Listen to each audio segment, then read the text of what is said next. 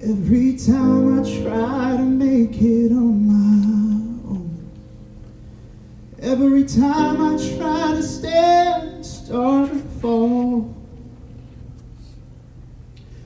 And all those lonely roads that I've traveled on, there was Jesus.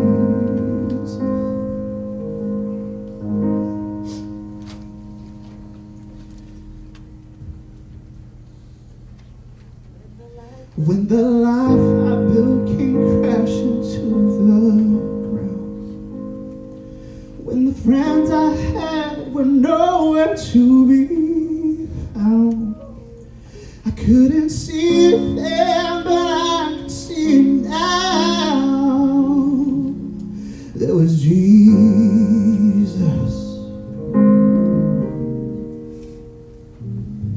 In the waiting, in the searching, in the healing and the hurting, like a blessing buried in broken pieces. Every minute, every moment, where I've been and where I'm going, even when I didn't know it, I couldn't see it. There was Jesus.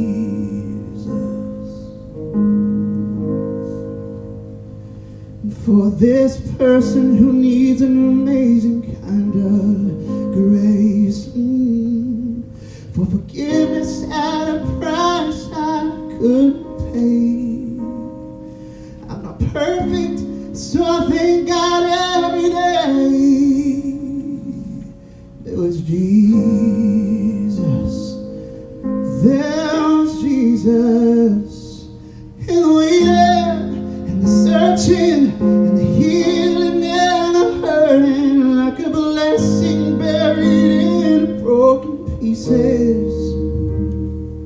Every minute, every moment, where I've been and where I'm going, even when I didn't know it or I couldn't see it, there was Jesus.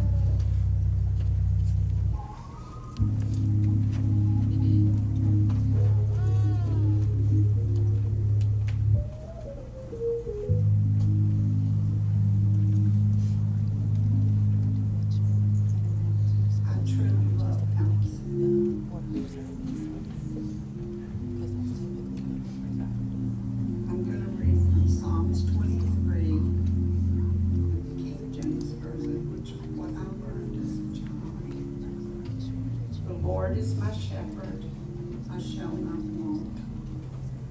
He maketh me to lie down in green pastures. He leadeth me beside the still waters. He restoreth my soul. He leadeth me in the paths of righteousness for his name's sake. Yea, though I walk through the valley of the shadow of death, I will fear no evil, for thou art with me. Thy rod and thy staff, they comfort me. Thou preparest a table before me in the presence of my enemies. Thou anointest my head with oil. My cup runneth over. Surely goodness and mercy shall follow me all the days of my life, and I will dwell in the house of the Lord.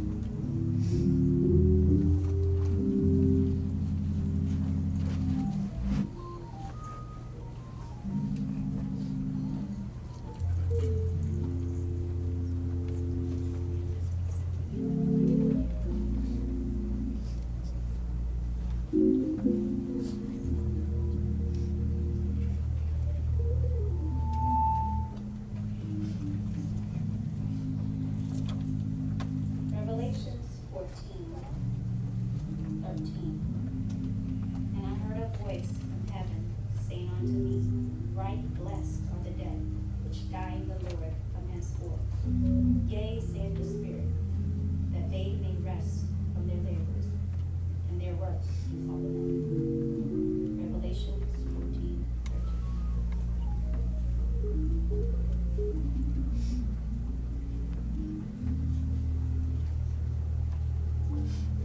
Let's pray. Heavenly Father, we come today. This is a hard day. And so, God, I just want to invite you to come into this place. This place is full of your children, and I know that you want to come here, and you want to be a father who puts his arm around our shoulders, gives us a hug, wipes away our tears, and cries along beside us. And so, God, I just invite you into this place. I invite you to come and be our comfort, God.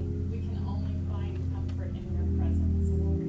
And so that's just my prayer today, is that you would be here, that you would be present, that you would speak to us, that we would listen to you, that you would minister to us. We're here, Lord. Meet us here. I ask in the name of Jesus. All right, Miss Sylvia.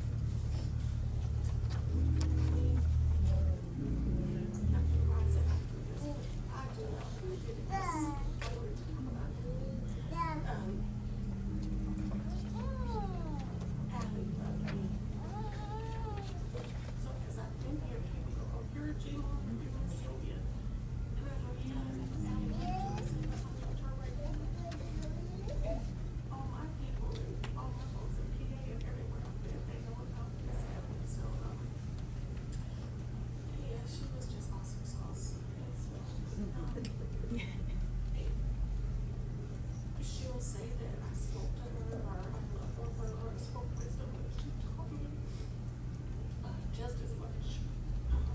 Just being herself, because herself was awesome. So I want when I don't even take 2 minutes, I can't, but I just wanted to say I love her right back, and I love these babies, I love this family, and everything I told her I would try to do, I'm gonna get my A game, like every day. Everything. So, hi.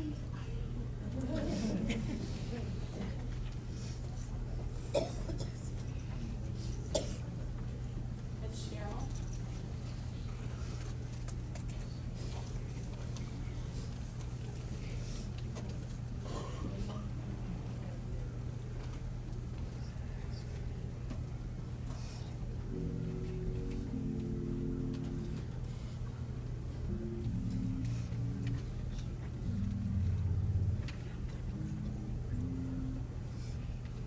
Good morning. I was thinking of the best way to express what Allison means to me, and using the letters of her name seemed fitting. A, amazing. Even on the tough days, she managed to find a blessing to be grateful for. L, life-changing. Her friendship has changed me and so many for the better. The other L, loving. The way she showed love was so pure. I, irreplaceable. Her soul is beautiful and can never be replaced. S, safe place. You could confide in Allison about anything with no fear of it being repeated or judged. O, open-hearted. How she expressed warmness and kindness without hesitation. N, nurturer. Her level of care and desire to help in any way is unmatched. As we all know, Allison was spontaneous, but at the same time, well thought out. In the last few weeks, I was at the house, I was sitting with her, and And she said something kind of low, but pretty clear. I was like, wait, can you repeat that again? A bit louder, she said, child, please tell people, don't do any balloon releases in my honor. It's not good for the environment. If they want to do a release, please tell them to use lanterns instead. So you can imagine my face as she's delivering this to me. So I looked at her and said, you mean like in the movie Why Did I Get Married Too? She smiled and said, exactly. So I leave you with that and my continued prayers for her children, her family and friends for the days ahead. Thank you.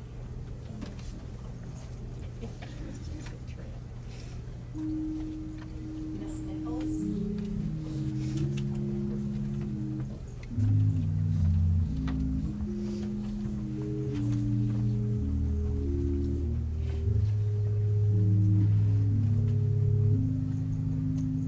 Good morning. So I'll be reading 3 tributes, and they're from Allison's best friends. First one is from Alice. Oh, Baba, my Lillian, my TD. So here we are, eh? You've always loved a good opportunity to dress up, and as usual, upstage everyone in the room. But honestly, trying to put over 20 years of friendship in one tribute has been the hardest thing for me to do.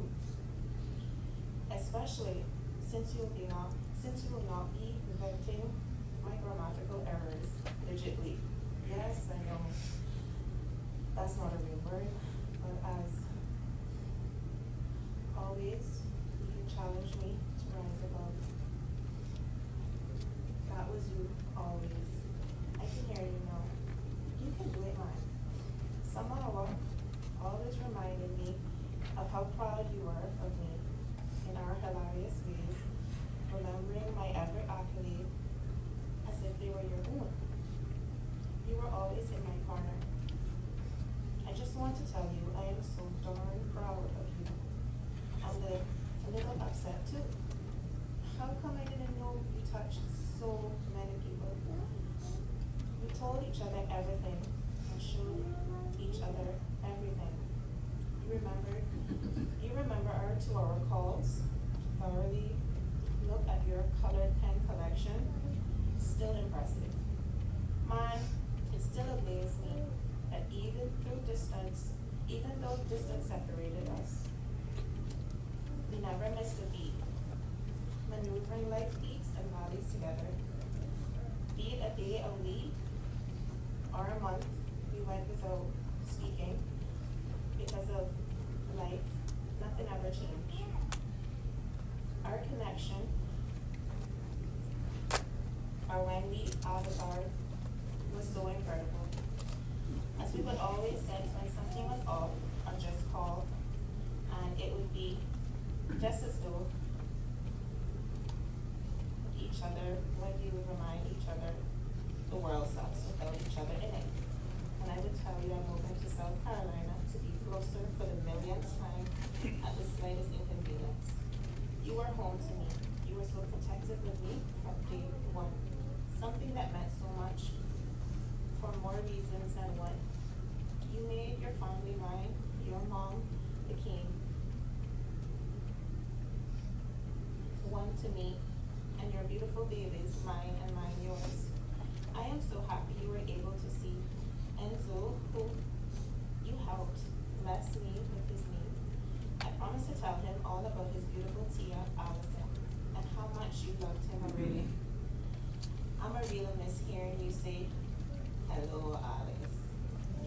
When I would randomly video call for one of our 3-hour chats, which included random off-key comments by you. Show and tell and comedic relief to tell me, what Millis did again? You would say, oh, and who will I do filters with and make faces for hours like 2 5-year-olds? We grew spiritual together. You would always remind me to have grace. You were grace.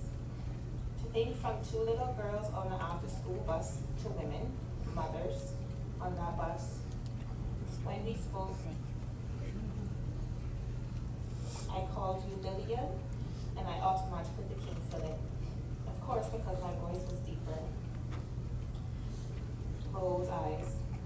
characters from the cartoon Rugrats. We were really characters when we were together. We brought out the weird, the best in me, and I didn't care who was watching. Oh, and boy, did I get jealous when others came around, because you were my friend. But we would promise each other that it was just temporary with the other friends. You were the color in the world, Allison, since the day we met. I remember it was like yesterday. There you were, the loudest one on the bus, and boy, were you rambunctious. I remember, I thought to myself, oh Lord, why did she have to sit by me? But then you grew on me. Little did I realize when you chose me on that day, how much you would impact the rest of my life. Now, I am broken. I am broken that you're leaving me, but I am blessed to share so many beautiful memories and milestones with you. You were an amazing woman, Baba. You carried us all on your back through your illness, and I was able to be nothing but unconditional love for us all. Lord above knows I consider it an honor to be your best friend, Allison. You were more than that. You were my soul's companion and a once-in-a-lifetime person. My family, I can't thank God for the years, the time together, the blessing that is you. We were assigned to each other, and I feel so lucky. I got you, man. Wish there was something stronger than I love you. I'll always adore you. I'll always adore you, the little annoying girl on the school bus. I'm able to smile only because we didn't waste a minute. Thank you for making my awkward pool to the best friendship and sisterhood of a lifetime. Cheers to you. Oh, and by the way, you already know. Tell them angels they can sing and all for you, but when I get there, you're my best friend. Love you, baby. This one is from Belle. From the first day I met Allison Bodden, I knew we would be best friends. Never imagined 26 years later, she would become one of my best friends. I'm so honored and privileged that God allowed our paths to cross. She's been teaching me since day one and up until now. For example, you really know someone's true character when they're sick. Even on her bed, she was still worrying about everyone around her. To know that she held a very special place in so many people's lives is a testimony in itself, and a magnitude of her heart. Allison would do anything she could to help, and if you are a friend or a family, worse, she'd have your back, and when no one else would. If you were down, she would make sure you laughed. She would be your judge and your lawyer, all in the same helping you find solutions. She'll be your counselor and your cheerleader, your motivational speaker. You can also believe that whatever it is that Allison did, she put her whole heart into it, like designing her own prom dress, or bead makeup and hair, raising wonderful children. I'm so blessed to have known her in her life's journey. From myself, I've been lucky enough to know Allison for 23 to 24 years. I can honestly say that she was my best friend, and trying to do justice in this short testimony is impossible. I feel like I've lost a piece of my soul. We went to high school together. As the years went by, our friendship grew and we became really close. Allison became more than a friend to me. She was more like a sister. I remember when we had our first sleepover, she was staying at this house that had a hot tub on the roof, and boy, we sure did enjoy. Allison, never afraid to grab a challenge by its horns and run with it. She became a part of my family. We had so many sleepovers at the home in which I was raised. We shared medical advice, Stingray City, went to Pirates Week, Batabanu, team dances, you name it, we did it or tried it. Even when life threw us curveballs, we navigated our way through. She took me and my daughter Chanel in when we had no place to go. We both were still teenagers at the time, and Miss Maxine was there. She always ensured that I had a ride to work in the morning. It takes a village. Allison was the chief in our village. A little background, Allison was born on July 20th. I was born on July 23rd. Our daughters, our first daughters, April 15th and April 18th, a year apart. Even when life took us in different directions, we stayed in touch and kept our friendship alive, seeing each other as often as we could through pictures, phone calls, and later on, video calls. Even though we went days, sometimes weeks, without speaking of each other, we still didn't miss a beat. Also, on an occasional wedding surprise, she surprised me at my wedding. I'm not sure how she did it, because that was her always showing up and making the impossible possible. Allison was an empress, humble, kind, and always there for everyone. I'm sure I speak for everyone when I say she will not be forgotten, and the warmth and joy that she brought to us all will continue to live on in her memories and her children. She dedicated her life to Jesus, her Lord and Savior. Family, making sure we were supported in whatever we did, and we never felt anything other than love. She sacrificed more than I'll ever know. And even when she was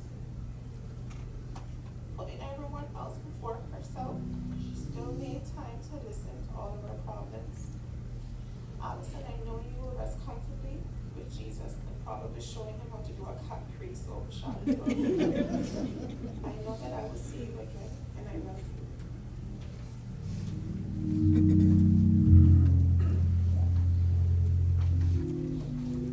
We will now hear another song from Jesse.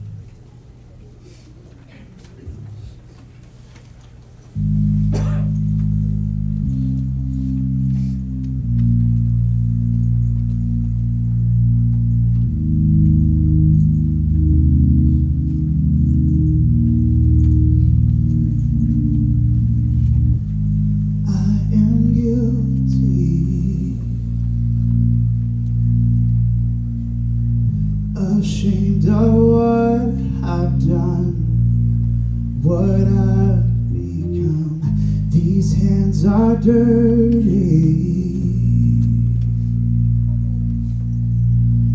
I dare not lift them up to the Holy One.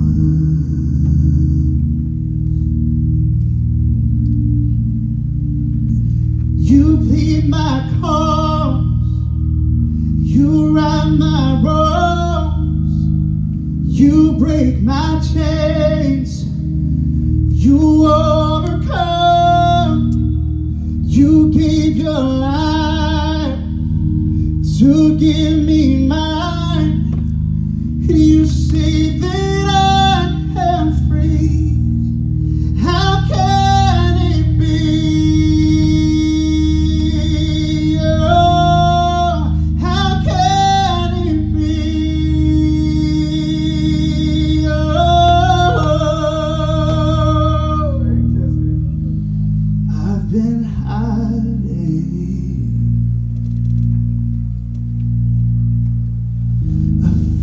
I've let you down. Inside I doubt that you could love me, but in your eyes there's only grace now. You plead my cause and you right my wrongs, you break my chains, you overcome, you gave your life to give me mine, and you say that I am free. How can it be? Oh, how can it be? Oh,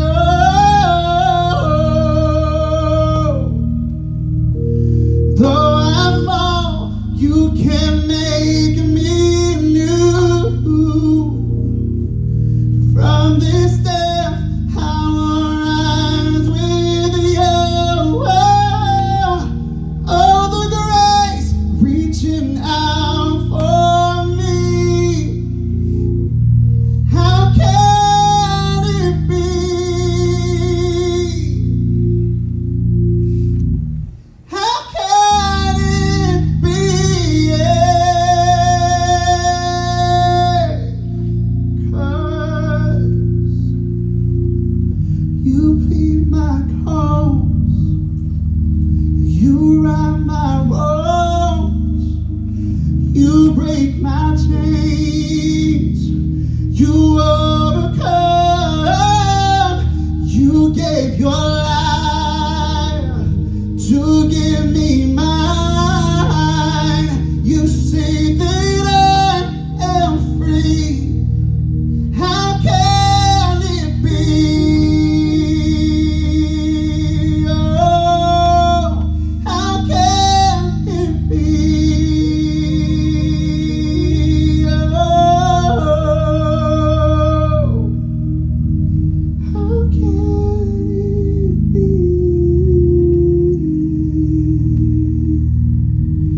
How can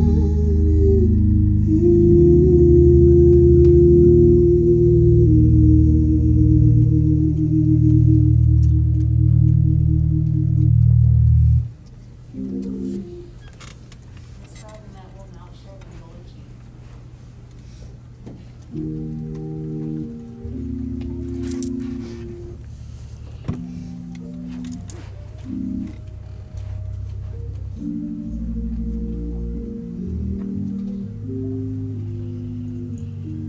Good morning, good morning. Hi, everyone. Thank y'all so much for coming out to celebrate like one of the best people we've ever known, right? Everybody can agree, right? Like she was light and she was funny and she was caring and compassionate all the time. I don't understand how someone can make up an entire story of why the person in the drive-through window is having a hard day today and why I need to be compassionate to them because of this made-up reason that she done came up with. You know what I mean? To excuse their bad behavior. Well, Robinette, you never know. I mean, what if they just had a bad call and we just pull up in the middle of their bad call? Now go with Allison there at work, they ain't supposed to be on their phone. Right? But no, that's Allison. Like, we had to think about other people feeling. She had to teach me how to consider how someone else, how any situation is gonna make someone else feel. Gabrielle, she wrote an amazing eulogy for Allison, but I ain't gonna lie to you, I can't read it. Like, it's so many facts and truths in there, and I will definitely be skimming through all of them, but there's so many in there, y'all, I wouldn't be able to keep it up for the little 5 minutes I have up here. So I'm just gonna speak on who my sister is and who she was and who she left behind. And because of what she left behind, how much this world is just better. How much this world is already just brighter because she was in it. So again, I'm Robin, and Allison is my baby sister. And she was my baby when she was born and when she was a toddler. Meaning, she come in my room and she pick on my lip, y'all, just all night till she fall asleep. She'll just pick on my lip, or she'll pick on my belly button. And I remember after a while, because she wasn't in our lives for a really long period, I would miss that. I would miss my baby sister climbing in my bed with me and picking on my lip and picking on my navel so she can go to sleep. I also remember, and she'll say, quick time, all the times I tell her mother to come get her child. Mommy, come get your baby. Come get your child. She was always here, y'all, on the top of my neck. You know what I mean? And I kind of miss that she won't be here for that anymore. But she was my baby. No one compared to Allison in my mind. Still will never do so. I have accepted my flaws through her eyes because she made them seem like they weren't flaws, but a part of my characteristic that I might need to polish up a little bit. Shine up for the public. This makeup, I have nothing to do with this. But this was her life bringing beauty inside and out of everyone she met. You sit in her chair and you're watching Schitt's Creek, or you're watching some show and you're talking, and before you know it, you've done gone through, a free therapy session, and your marriage is better, or your relationship with your boyfriend is better, or it's just like so many other things that are going on, where she just made you feel like in that chair you were everything. You were everything, and then you left out beautiful on the outside, but in peace on the inside, or with a mission, because Allison had prayed over you, and she just said, okay, well, this is what I think the Lord said, or this is what I think your next move should be, or I am here for you if you can't make up your mind, and that's okay. Everyone nod your head, because that's my sister, right? She was just so amazing in so many other ways. And then you look at her children, you look at my nieces and my nephew, and there's so many different things that are in them that I'm so grateful that I'll get to see in the rest of my lifetime. Destiny, your heart is your mother's. Can't nobody deny that. Destiny, you have compassion just like your mommy. Janae, your brain, your tenacity, that's your mommy. MJ, your sweetness, baby, the way that you care for all of us while you're going through this with your mother, that's your mommy. These are all things that you need to be so proud of, because of y'all, I get to keep my sister. Because of y'all, I get to see her all the time, and I get to reminisce just by looking in y'all face, and I cannot thank you enough for that. And you keep those characteristics that your mother tried so hard to instill into you. You keep them, and you make sure they mature with you as you grow, so that I can always see my sister, because I can't live without her in this world. I cannot live without her in this world, and I'm so appreciative that she left y'all behind for me. I'm selfish like that, y'all. Absolutely. Allison was mine, and everything she had and owned still is mine. End of story. That's my time. Gabby, if you're watching, the eulogy will be done at the repast. But there's so many thanks that I have to give. I hope I get to see you all so I can personally do that on behalf of my sister. And I would like to call up Doug, because I'm going to stay up here with him. And if you know Allison, you know Schitt's Creek. You ever heard about it? She's going to try to get you to watch it, And so this is Ode to the Creek. Good morning. Good morning. I love y'all. So I hope the lyrics made it around to everybody. I'm going to give a quick intro here, because maybe a quarter of the room probably will have no idea what I'm doing. So I'm just going to let you know. So Allison, my sweet friend Allison and I, we were friends because we shared a lot of things.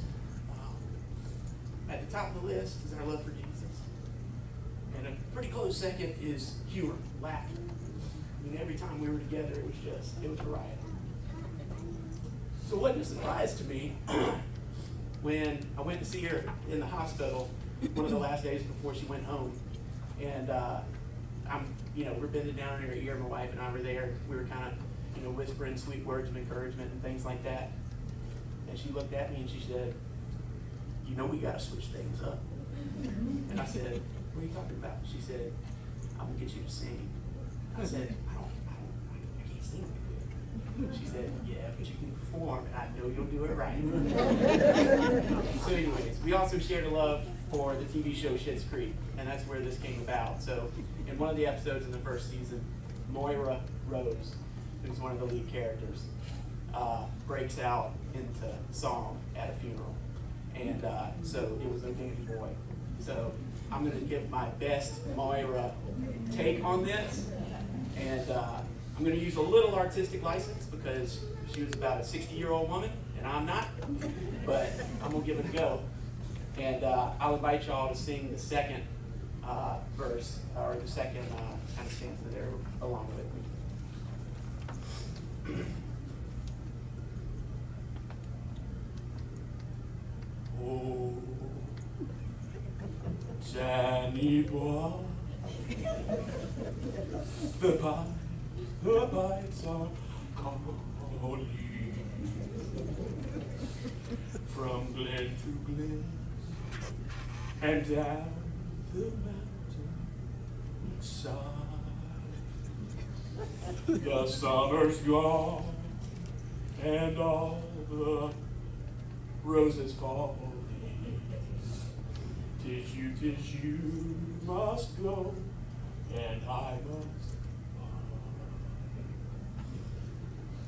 but come ye back when summer's in the meadow, for all the valleys hushed and white with snow. 'Tis I'll be here in sunshine and shadow. Oh, Danny boy, I love you so.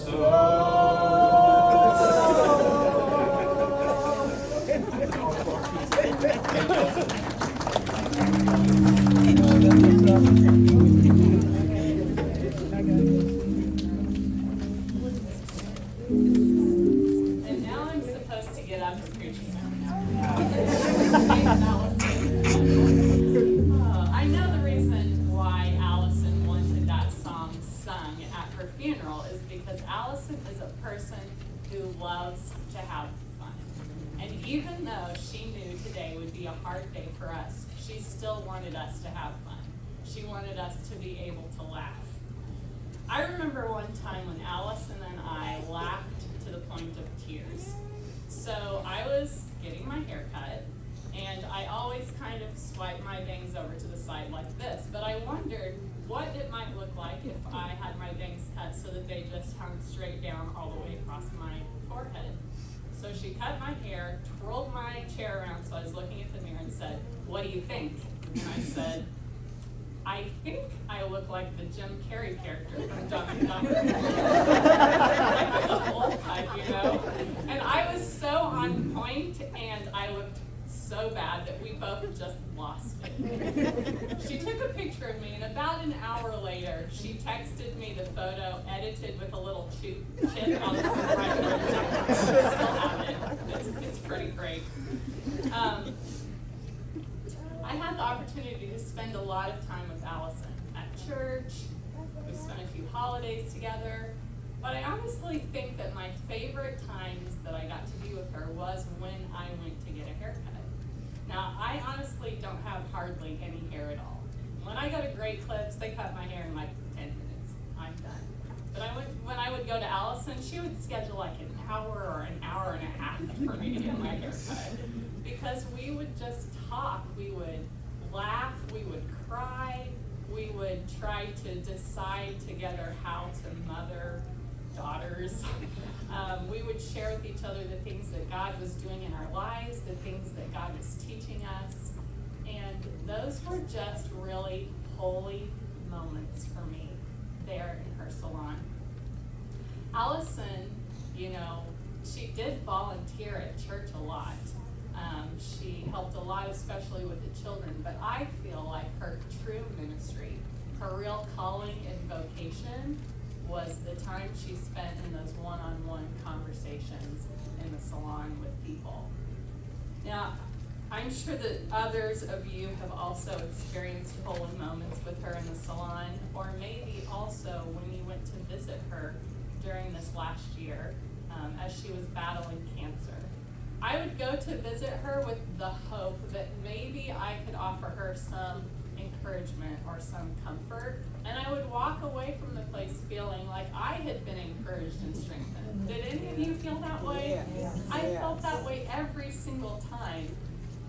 What an amazing person that even in the midst of so much pain, she was still trying to help every single one of us. They were holy moments. In those final days, she spoke very specific, targeted words of affirmation into my life that I won't ever forget. Her mother, Maxine, said, "I moved here so that I could take care of her, but I draw my strength from her." So in the spirit of Allison, who cares so much about other people that she wants us to laugh at her funeral, and cares so much about other people that she strengthens us when we come to bring comfort to her, I think she would be okay if today I tried to help encourage all of you in your suffering. The word suffering. I know this is a celebration, and the family might be thinking, why are we bringing up suffering? But that's a word I can't really separate from the story of Allison. I know that many people asked her how she was able to keep her faith in the midst of so much suffering. But I have to tell you, cancer was not Allison's first dance with suffering. She had suffered a lot throughout her entire life. Now, suffering, when we talk about that subject, it brings up all kinds of really complicated, difficult, unanswerable questions. And I don't claim to have all the answers about it. But there are a few things that we can learn from the Bible about suffering. So first, let's just establish some foundational truths. The first truth is that God is not the author of suffering. We have an enemy who causes suffering. The Bible tells us in 1 Peter 5:8 that the enemy, the devil, prowls around like a roaring lion looking for someone to devour. And in John 10:10 that he comes only to steal and kill and destroy. That same verse tells us, though, that Jesus came that they may have life and have it to the full. So the evil one is the one who brings suffering and destruction and death, but it is God who brings abundant life. So that's our first truth. We know God doesn't bring suffering, but on the other hand, we also know that nothing is impossible for God. And if he really wanted to, he could intervene and stop the suffering. So that raises some questions, doesn't it? Well, the second foundational truth that I want to bring up today is that God sometimes does allow suffering in a believer's life. Let me say, I'm talking about a child of God. I'm not talking about people who don't have God in their lives and make all kinds of destructive decisions that just cause themselves and everyone around them to suffer. I'm saying for someone who is God's child, he sometimes allows suffering in their life, but always for a redemptive purpose, always to bring about redemption. We see this a lot in the Bible. One time Jesus saw a man who had been born blind, and Jesus said he was born blind so that the work of God would be able to be seen in him. And then he healed the man of his blindness, and his life was a testimony of the miracle of God. He had another friend named Lazarus who got sick, and instead of going to him, Jesus stayed away until he died. And Jesus said, I did that so that the glory of God can be shown through his life. Jesus then showed up on the scene, and even though Jesus knew he was about to raise Lazarus from the dead, he still, when Jesus saw the suffering of the family and the people around Lazarus, he broke down and he wept because it hurts him too. But then he raised Lazarus from the dead, and there you have another testimony in the life of that man. One time Jesus was talking to his friend Peter, and he said, Peter, Satan came and asked me if he could sift you like wheat. And I prayed, because you're going to make it through, and then you'll be able to strengthen other people. God didn't even spare himself from suffering. God's son, Jesus, God in the flesh, was rejected, humiliated, brutally beaten, and murdered. And why? So that afterwards he could bring us hope and salvation through resurrection. So what we've learned so far is that God doesn't cause suffering, but sometimes he allows it for a redemptive purpose. And now that we've established those foundations, let's move on to a story from the Bible. It's a huge story of suffering, but also a story of trust. It's the story of Job. So Job was described as a man who was upright and blameless. He was extremely prosperous. In fact, he was described as the greatest of all peoples in the East. So Satan comes into the presence of God and basically just asks if he can mess with Job. And in a very short amount of time, Job loses all of his children, all of his wealth, and his health. Reading that story, I've often wondered, why would God allow Job to go through that? I know God is not cruel. I know that God really loved Job. But now I see that God knew Job would make it through, and he knew that this process would transform Job's faith.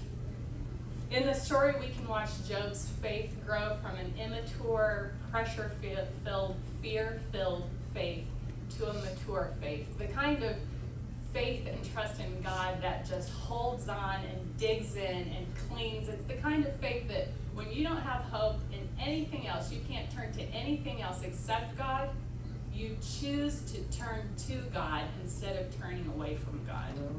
Job said, though he may slay me, yet will I trust him. And trusting, in turning to God, Job came to know God more and more and more. Over the 7 years that I knew Allison, I watched her faith and her trust grow in that same way. She got to the place where she could trust God so much that she would obey him even when it didn't make sense. I don't know how many times I watched her give money away to someone because she knew that person was in need and she felt like God was asking her to do it, even though she didn't know how she was going to pay her own bills.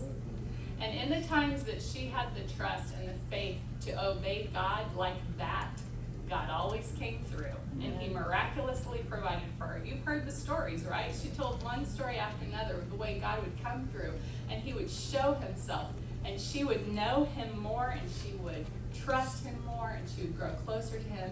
And all of that happening for years and years and years, seeing God's faithfulness, getting to know him more, trusting him more, was what prepared her for the final battle so that she could walk through it in faith. And even during that last year of misery, God was so evident. He showed up in all of you.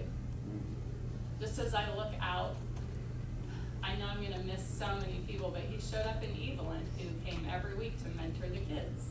He showed up in Maxine, who moved from another country to run the household and care for Allison. He showed up for Miss Sylvia, who came all the way from Pennsylvania to work through so many of the practical logistics with Allison that she was overwhelmed with. He showed up in Rachel and the entire Columbia First Church of the Nazarene, who constantly came to visit with words of encouragement, brought meals, took her to the doctor, financially provided for her for the whole last year. I'm sure there's more people I'm missing, but all of you and that church were tangible expressions of God in her life. God showed up. Now, Job held on, even though he was suffering terribly. He held on because he had hope in two things. First, even though in the middle of his suffering, sometimes he felt like God was totally absent and he did not know where God was, he said, but he knows the way I take. When he has tested me, I will come forth as gold. Job knew that God had not forgotten him. God knew exactly where he was. And Job had this hope that all these trials weren't for nothing, but that these trials would result in his own refinement. Refinement like gold. You know that gold reflects light, and Job's hope was that he would become so refined that he would be able to reflect the light of God to the world around him. Now, reflecting God's light, that process of becoming that kind of person, is not comfortable, but it is good. I heard someone say recently, God's not so interested in what we accomplish as in who we're becoming. And that's very true. God cares about who we're becoming. This life is a preparation for the next one. So Job's first hope was that God was at work refining him. And did you know Allison had that same hope? This part kind of gets to me. She was diagnosed with cancer in March of 2021. But 1 year earlier, July 2020, she sent me a song. I still have the texts on my phone. She sent me a song called Refiner, and she said, I just keep listening to this song over and over and over again. I listen to it multiple times every single day. Here's the chorus. You're a fire, the refiner. I want to be consumed. I want to be tried by fire, purified. You take whatever you desire. Lord, here's my life. I think God answered Allison's prayer song. She offered him her life, and she was refined. Job's second hope was that he would see God. And eventually, as he held on, as he waited, the Lord answered Job out of the whirlwind. Now in the Bible, a whirlwind always symbolizes that God is coming. There's another story where God comes to a prophet named Ezekiel in a whirlwind, and Ezekiel described it this way. Then I looked, and behold, a whirlwind was coming out of the north, a great cloud with raging fire engulfing itself. And brightness was all around it and radiating out of its midst like the color of amber out of the midst of the fire. Can you imagine what Job experienced when God came? Job hung in there, and his faith sustained him until God showed up. And then Job said, I've heard about you, but now I've seen you. And now Allison has seen God too. Now she knows him fully. And I know that without a doubt. I knew it anyway, but one of her family members told me that in the few days before her passing, that she saw the figure of a man shining, flashing like light, go down the hallway and stop at Allison's bedroom door more than one time, waiting for when Allison was ready to come. The enemy can no longer touch Allison. Suffering, destruction, death, that's all a thing of the past for her. Now she's living that abundant life that she's always wanted to live. And even those years of suffering, they're going to seem like just a passing moment and compared with the eternity that she has ahead of her. 2 Corinthians 4:17 says, for our light and momentary troubles are achieving for us an eternal glory that far outweighs them all. I know that some of you are suffering right now because of the loss of Allison.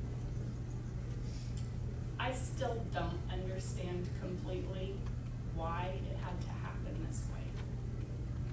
But I think Allison would want you to trust that God knows what he's doing. I know that she would say that if you just keep trusting him through your suffering, that he'll show up.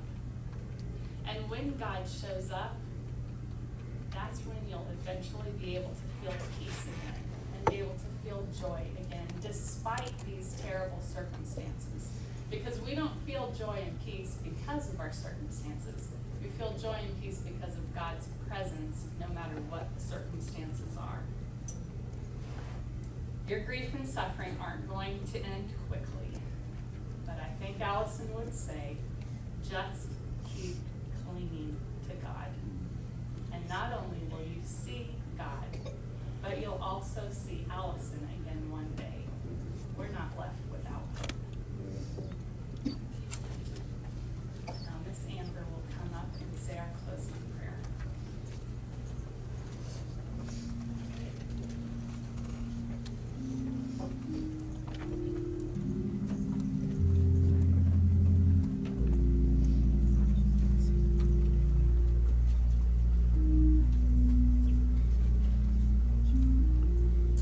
Let us pray. Heavenly Father, we thank you for the life of our beautiful Allison. We thank you for every memory of her love, of her joy, and for the endless laughter she brought to us all. Thank you for the kindness she showed to everyone, her ability to see the good in all of us. We thank you for her willingness to help those in need, for always standing up for justice, for being unapologetically Allison. Her spirit was bigger than this world, and her laughter filled the room when she walked in it. Our lives are more beautiful because she was in them. And Lord, as we leave this place, I ask that you wrap your arms around her 3 precious children, her sisters, her parents, and all of her loved ones. Lord, fill their hearts with peace, comfort them, guide them, walk beside them in the days ahead. Lord, we thank you again for giving Allison to us all. We celebrate her life today because we know this is not the end, but the beginning. We praise you for the glory that we will share together for eternity. In Jesus' name, amen.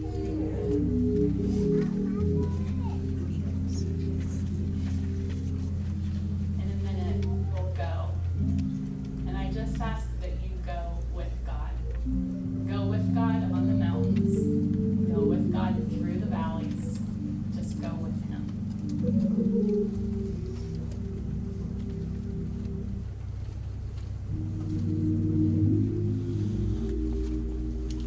To Pastor Himmelwright and to all of today's program participants, this family would like to thank you for assisting with today's service. To all of the extended family who's gathered, all of the friends who've gathered here, this family would like to thank you for every act of kindness you've shown them, every phone call, your prayers, and your presence here today shows just how much you loved her and this family. And to this beautiful family, on behalf of our owner and director, Mr. Brian W. Myers, and our entire family here at Myers Mortuary, we want to thank you for entrusting your loved one into our care. We know that this has not been an easy process, but we do hope that something we have done along the way has brought you some comfort and a level of ease. It is our honor to serve you. We ask that you all, we're getting ready to dismiss here. We ask that you remain seated until an attendant has gotten to your row. We thank you. Okay.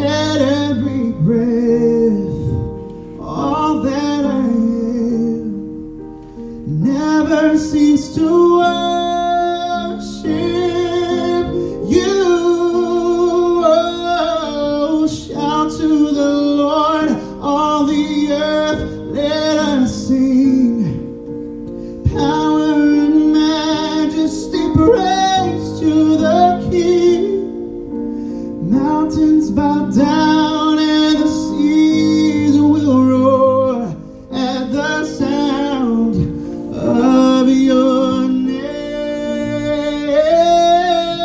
I sing for joy at the work of your hands. Forever I'll love you, forever I'll stand.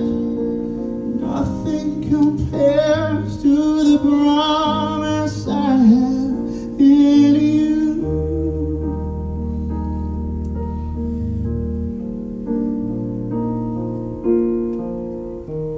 My Jesus, my Savior, Lord, there is none like you.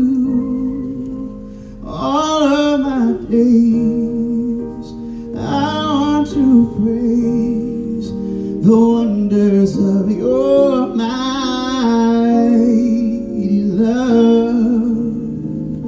You are my comfort and my shelter. You are the tower of refuge and strength. Let every breath, all that I am, never cease to worship you. Oh, shout to the Lord, all the earth, let us sing. Power and majesty, praise to the King. Mountains bow down and the seas will roar at the sound of your name. I sing for joy at the work of your hands. Forever I'll love you, forever I'll stand. Nothing compares to the promise I have. Nothing compares to the promise I have in you.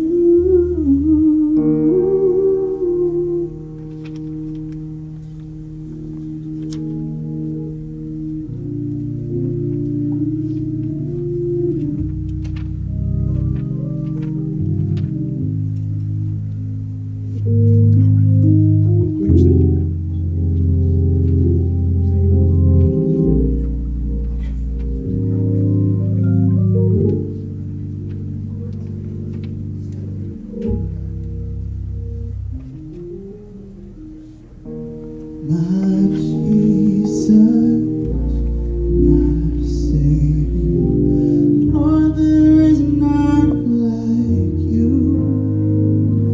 All of my days I want to praise the wonders of your mighty love. My comfort, my shelter, tower of refuge and strength. Let every breath, all that I am, never cease to worship you. Yeah. Oh, shout to the Lord, all the earth, let us sing. Power and majesty, praise to the King. Mountains bow down and the seas will roar at the sound of your name. I sing for joy at the work of your hands. Forever I'll love you, forever I'll stand. Nothing compares to the promise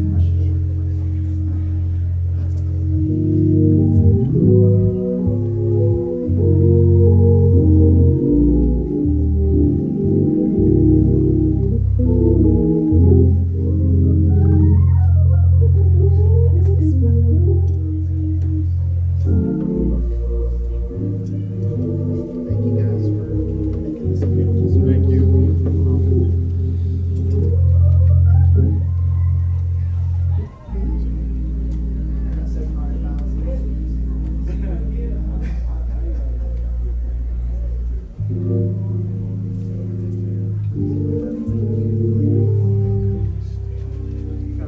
got those fingers. Just slide the keys. Me?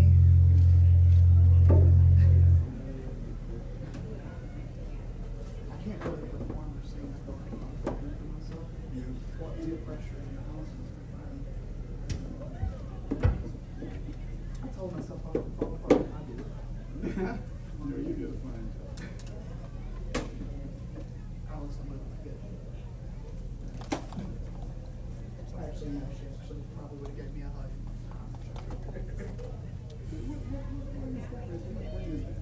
An Eon, a JBL Eon. Oh, JBL. Yeah, I got, I busk on the street, like downtown sometimes, so. So, we met on my birthday this year for obviously the second umpteenth time. And I was trying to place, we was in Cafe Strudel, and you were sitting at the table, I was sitting at the booth with my mentor. And I was trying to place, like, where did I know you from? You were so sweet. I was like, oh my gosh, I love this I girl. was really trying to place where I knew you from. I and now it remember makes having that sense. conversation. Yes, I'm like, I know you, and we're friends on Facebook. Well, happy late birthday. Right, whatever, it doesn't matter, but you No, did that's so awesome, sweet. thank you so much, like, for real, like, that was Aw, awesome, well, it's for good real. to see you again. That's so You cool. too. But I wanted That's to make so sure that cool. we That like. jogged my memory. I remember. And I'm like, Because. I know you. Yeah. Okay. That's awesome. That's good for you. Well, I hope I run into you there again. Right, we'll see each other, I'm sure. They have those turkey gravy biscuits. Third should die for it.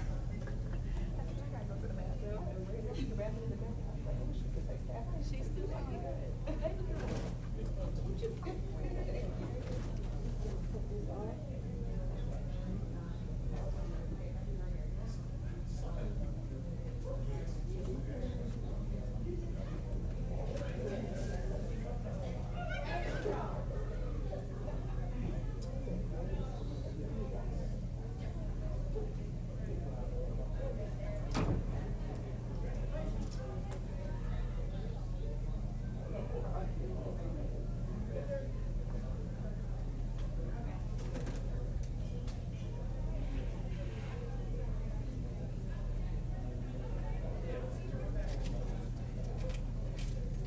Do you guys have any brochures left over? They're not called brochures. Yes. If we don't, I don't know who they gave a brown bag to, but it should be around the office. I destroyed this one. So I was selling this one. Come out of these days. These are nice players.